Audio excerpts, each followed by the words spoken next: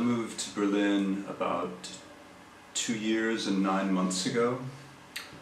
I had lost everything in the Robert Shoes fire on the corner of Chicago and Lake,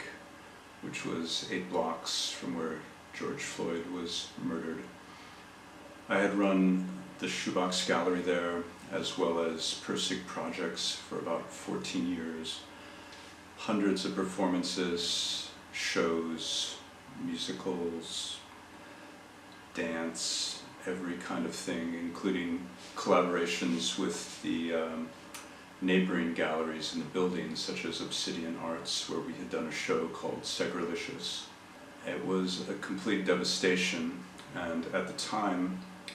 I had subscribed to an intensive in Berlin at the Saas-Fee Institute,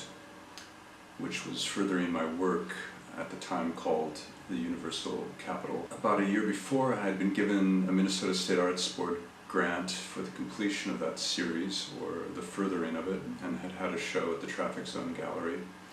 which was very well received, and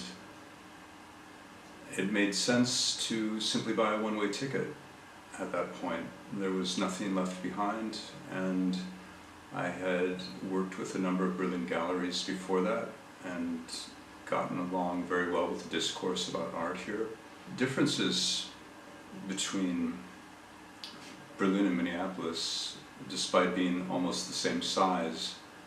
are the ability to get lost down an infinite amount of rabbit holes in the split of Western consciousness, which seems to come here to resolve itself or find some new formula for peace or pleasure. The things that I like the most about the virtual show are the 360-degree presentation of the works, so you get kind of a chance to see how they work in relation to one another and build a kind of a theme. I would say each wall has a different one in this case, going from